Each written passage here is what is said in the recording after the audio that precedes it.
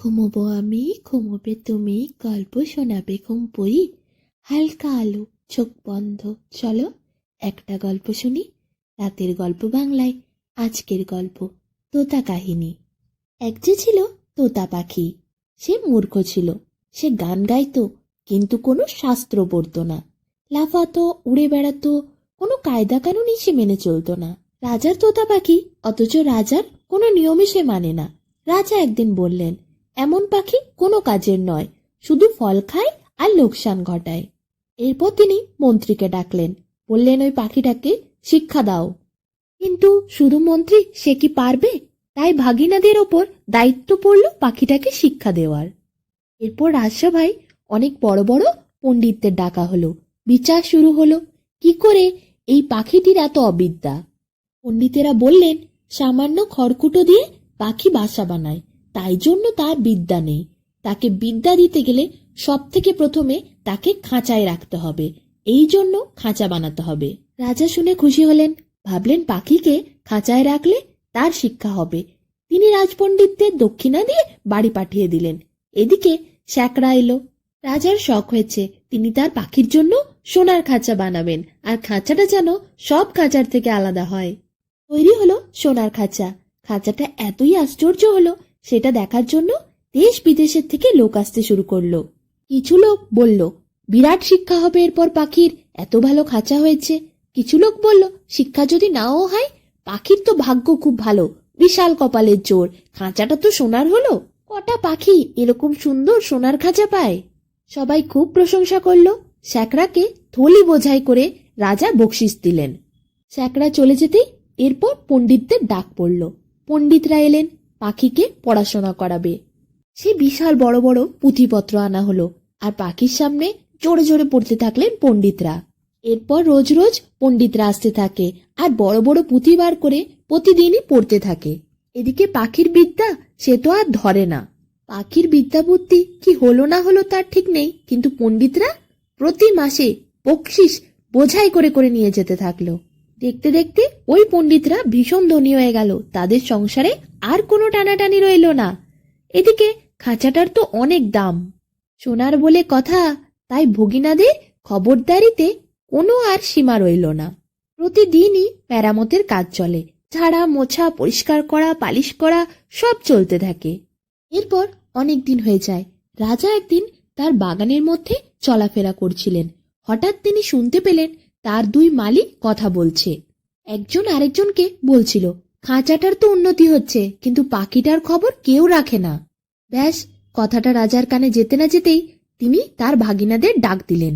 ভাগিনারা আসতে তিনি বললেন, কি শুনছি, এসব কি কথা? শুনছি নাকি খাঁচাটারই উন্নতি হচ্ছে, পাখির কি খবর?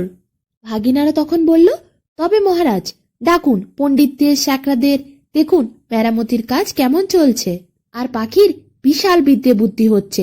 নিন্দুকদের কথায় আপনি কেন কান দেন? জবাব শুনে রাজা খুব খুশি হলেন, অবস্থাটা পরিষ্কার বুঝতে পারলেন। তখন ভাগিনাদের গলায় তিনি সোনার হার চড়ালেন। আরো কিছুদিন পর রাজার একদিন হঠাৎ মনে হয়, আচ্ছা পাখিটার কতদূর শিক্ষা দীক্ষা হচ্ছে তিনি একবার নিজে গিয়েই দেখবেন। রাজা যেই পাখির ঘরে এসে উপস্থিত হলেন, অমনি শঙ্খ, ঘণ্টা, ঢাক, ঢোল, চারিদিকে কাঁসি, বাঁশি, কাঁসর, খোল, করতাল, মৃদঙ্গ সবকিছু বেজে উঠল।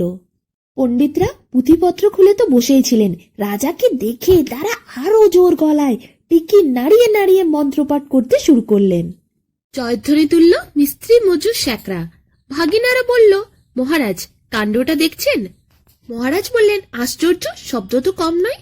ভাগিনারা বললেন, শুধু শব্দ নয়, পিছনে অর্থও কম নয়। রাজা তো এসব শোনার পর ভীষণ খুশি। তিনি এরপর ফিরেই যাচ্ছিলেন, কিন্তু তিনি যেই হাতিতে চাপতে যাবেন, অমন সময় এক নিন্দুক বলে উঠল, মহারাজ পাখিটা দেখেছেন কি? কে বলল? মহারাজ যেই তাকালো, কাউকে দেখতে পেল না। যে বলেছিল সে ঝোপের মধ্যে লুকিয়ে গেল। তারপর মহারাজের মনে হলো, সত্যিই তো, পাখিটাই তো দেখা হচ্ছিল না। যা, কত বড় ভুলটা হচ্ছিল। মহারাজ ভাবলেন, না, পাখিটাকে দেখতেই হবে। এরপর তিনি পাখির পড়াশোনার ঘরে আবার ফিরে গেলেন। যেই তিনি পাখির খাঁচাটার কাছে গেছেন, পাখিটাকে তো দেখতেই পাচ্ছেন না। পাখির খাঁচা ভর্তি শুধু পুঁথিপত্রর হাসা। খাঁচার মধ্যে না আছে দানা, না আছে জল, কেবল রাশি রাশি পুঁথি ঠাসা। তারপর রাজা পাখির মুখের দিকে তাকালেন, দেখলেন মুখের মধ্যেও পুঁথি ঠাসা রয়েছে। গান তো পাখি আর করতেই পারবে না, না চিৎকার করতে পারবে, কারণ মুখে তো পুঁথি ঠাসা। পাখির খাঁচায় এবং মুখে এত পুঁথি ঠাসা দেখে রাজা ভীষণ খুশি হলেন। ভাবলেন পাখির বিশাল বিদ্যা বুদ্ধি হচ্ছে। কিন্তু পাখিটা দিনে দিনে আধমরা হয়ে যাচ্ছিল। পাখিটার কি করুণ অবস্থা, সেদিকে কারুর একটু দয়া মায়া নেই। পাখিটা দিনের পর দিন কেমন শুকিয়ে যাচ্ছে। সকাল হলেই আলোর দিকে তাকিয়ে থাকে। পাখাটা ঝটপট করে বেরোতে চায় খাঁচা থেকে, কিন্তু পারে না। এইভাবে বেশ কিছুদিন পাখা ঝটপট করে বেরোনোর চেষ্টা করার পর যখন সে হার মেনে যায়, তখন সে চেষ্টা করে ঠোঁট দিয়ে খাঁচার যদি দরজাটা খোলা যায়। তাই সে বারবার দরজায় আঘাত করতে থাকে। কিন্তু কোতোয়াল দরজায় ঠোঁট দিয়ে বারবার ঠকঠক করার ব্যাপারটা কোতোয়াল দেখতে পায় আর বলে, এই কি বেয়াদবি। পাখির এরকম অভদ্রতা দেখে সবাই বলে পাখিকে শাস্তি দিতে হবে। কিন্তু পাখিটা, সে তো দিনের পর দিন খাঁচার মধ্যে আধমরা হয়ে যাচ্ছিল, ছটপট করছিল বেরোনোর জন্য। কিন্তু তাকে আরো জোর করে বিদ্যা বুদ্ধি শেখানোর জন্য, তার বেয়াদবি বন্ধ করার জন্য লোহার শিকল তৈরি করা হলো। এরপর শেষে পাখির ডানাটাও কেটে দেয়া হলো। রাজার কিছু আত্মীয় স্বজন পাখিটাকে দেখতে এসেছিল। তারা এসব দেখে বলল, এই রাজ্যে পাখিদের কেবল আক্কেল নেই তা নয়, কৃতজ্ঞতাও নেই। কথাটা রাজার খুবই খারাপ লাগলো। এরপর পাখির শিক্ষা জোর কদমে চালানোর জন্য আরো পণ্ডিতদের ডাকা হলো। দেশ বিদেশের থেকে অসংখ্য পণ্ডিতেরা এলো, সব হাতে কলম নিয়ে এবং বড় বড় পুঁথিপত্র নিয়ে। দীর্ঘদিন পাখির না পড়েছিল মুখে দানা না জল। কেটে দেওয়া হয়েছিল তার ডানা, তাকে রাখা হয়েছিল সোনার খাঁচাতে, পায়ে বেঁধে দেওয়া হয়েছিল শিকল। এইরকম চরম কষ্টের পর পাখিটা আর বাঁচে কিভাবে? তার সামনে অসংখ্য পণ্ডিত বড় বড় পুঁথিপত্র পড়েই চলেছে। তার খাঁচাতেও নিঃশ্বাস নেবার কোথাও জায়গা নেই, গোটাটাই পুঁথিপত্রে ঠাসা। মুখেও সে হাঁ করতে পারে না, কথা বলতে পারে না, চিৎকার করতে পারে না, গান গাইতে পারে না, কারণ সেখানেও পুঁথি ঠাসা। শেষে একদিন পাখিটা মরেই গেল। তখন লোকজন এলো, বলল, লক্ষ্মী ছাড়া পাখি মরে গেছে। রাজা যেই শুনতে পেলেন পাখিটা মরে গেছে, সেই রাজা ছুটে গেলেন সেখানে। ভাগিনাদের ডেকে বললেন, এ কি কথা শুনছি? ভাগিনারা বলল, মহারাজ, পাখির শিক্ষা পূর্ণ হয়েছিল। রাজা তখন বললেন, আচ্ছা, ও কি আর লাফাবে না? ভাগিনারা বলল, না, আর ওড়ে না ও। রাজা বললেন, গান গায়? তারা বলল, না। রাজা বললেন, দানা না পেলে চেঁচায়? তারা বলল, না। রাজা বলল, একবার পাখিটাকে দেখবো, আনো তো। পাখিটাকে নিয়ে আসা হলো। কোতোয়াল আসলো, পাইক আসলো, সমস্ত পণ্ডিতেরা আসলো, শ্যাকরা আসলো, মিস্ত্রিরাও আসলো। মহারাজা হাতে পাখিটা নিয়ে টেপাটিপি করলেন।